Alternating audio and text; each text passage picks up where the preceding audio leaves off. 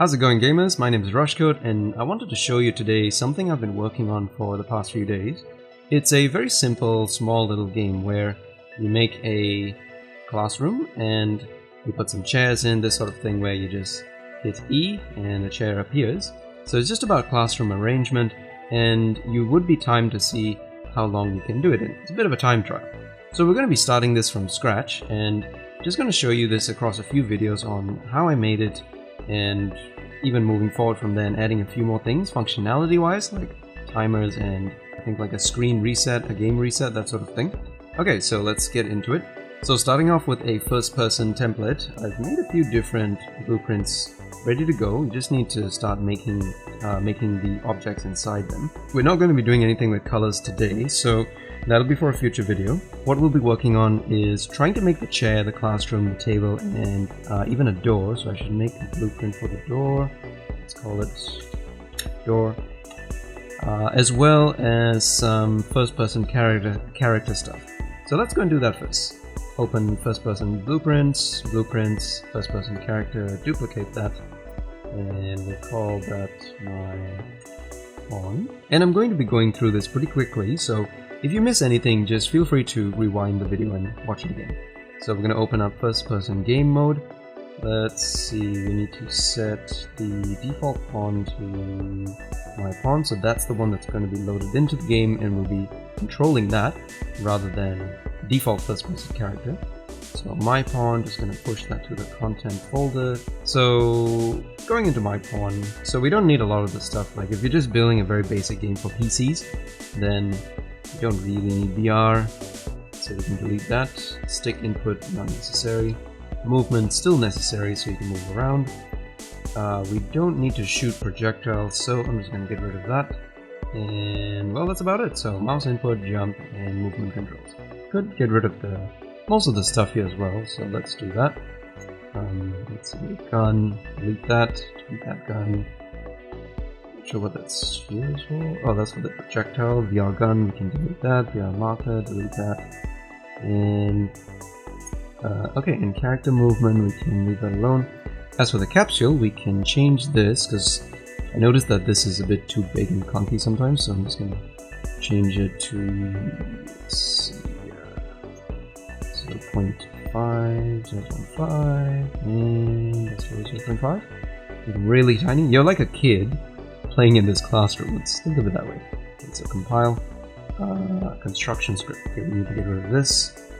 And compile, and it works now. Okay, good. So save that, close that, and I think we're missing something still. See, in the game mode, we need to change the player controller as well. We're going to make a custom controller, so let's go back to content, which is over here, and create a blueprint class for player controller, and we'll just call it custom. Go back to game mode, change this player controller to custom control, compile, save, close that now, and put this aside and let's just test the controller first. So that should work. Actually, strangely, there's still a gun. I think this is because so the default first person character is still in here, as you can see there. So if we delete that, it should default to our pawn now. Yep, there we go. So there's no more gun. We can still jump around. Everything is good. So now let's go and build a few items. The first one would be the door. And again, it's just going to be a rough build. I'm just going to use some basic scaling components here just to get this done quicker. Let's see, that scale, that's a bit too tall. Let's make it 2 meters. And yep, that's good enough. We're going to call that door. Actually, no, we should call that door piece, just because the entire object is called door. And we're going to make a new cube. This one's going to be for the door frame. So the door frame will need to be a little bit thinner, something like that. And stick that there. It's not flushed perfectly, but it doesn't really matter right now. Put that there, and just scale it up. If you get this going properly. Oh, this should be further up. Okay, that's good enough. Let's name that to door frame 1, and then copy paste, push that to the other side, and then probably copy one more, bring that to the middle, and rotate like so, move it up, and maybe scale it in a little bit, just yeah, I guess that's fine. Alright, and so that's basically our door.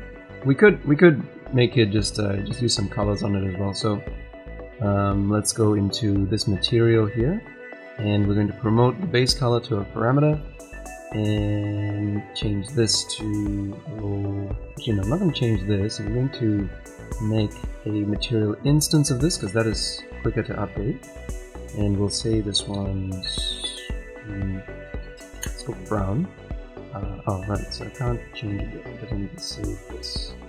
Okay, that is saved, which means there we go. So now we have a parameter to change the color of the instance. I'm going to bring this up to this level, put it down to about orange, orange, and orange, and there we go, sort of brown. Now we can bring that in here. We'll make the door frame brown. So I'm going to just select all of them, go to content, drag this brown color in here. See, it even highlights, which is nice. And there we go, we have a door. Now the next thing we want to do is get the door to move like this, just sliding side to side, when there is an overlap. So we're going to need a box collision. Put that in there. Okay, here we go. So the box collision is going to need, it needs to be a little bit bigger. So let's just bring that out this way, and this way. And that should be big enough. If you scroll down the box collision properties, we go to on component begin overlap. Alright, so at this point we want to overlap with the box to activate the door. So from here we do a cast to my pawn because we only want the door to open for the pawn. So we're checking to see if that's the actor that's coming through. So that's the actor, that's confirming the object. The next thing we want to do is open the door. So let's see, we need to change the location of the door piece. So we're going to bring the door piece in here and then set relative location. Here we go.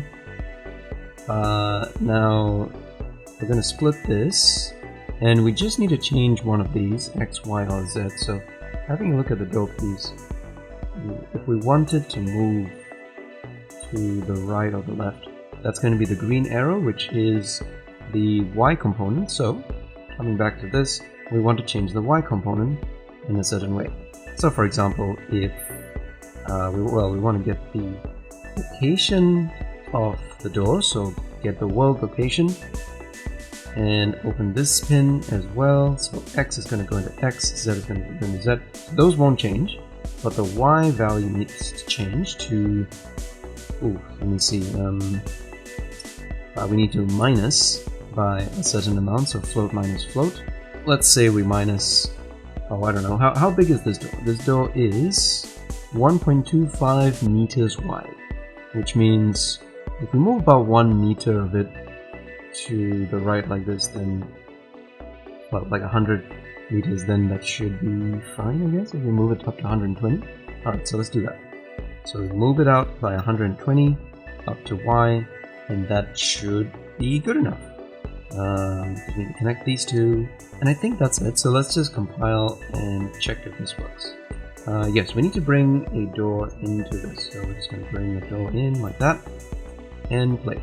Okay, so how does it work? If I go through it, oh, that's weird. Not sure why it's doing that. Maybe. Why is it doing that? Okay, so apparently I was supposed to use relative location rather than world location, which makes sense because the X and Z is relative to what's going on inside the door rather than what's in the world. So if we play this now and we walk through it, it should push the door to right. Well, that works well enough for me. Oh, and I guess if as long as we keep going, it just keeps doing that. So there should be some kind of variable you can set up, like here, something like already open. And if you compile, then you have the option of checking this here. So if it's not open yet, then you open it. You probably want to do a branch for this, so put this over here and connect this in here. So if it's already open, then we don't want to open it again. So if it's true, we don't want to do this. If it's false, that's when we want to do it. So bringing this out here, get already open, put that there. Once it's done, then we can change this to say, well, set, actually I'll copy it back here again. Okay, so set already open to true, and that should be good enough. So let's try that one more time. Open a door, that works. If we go through it again, it doesn't do anything. That's good. So we've locked it in. The only thing left to do would be to put a timeline in here, but maybe in the next one we'll do a chair and a table if there's time to do that together.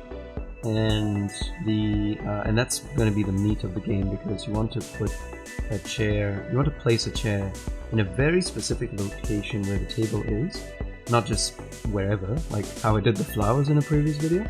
We don't want that. We want it to be specific, and we want all of that to generate automatically inside a classroom. So if you found it interesting, then hit subscribe, give this video a like, hit the notifications as well if you want to get notified about future videos. So thanks for watching, guys, have a good one, and I'll see you all in the next one. Bye!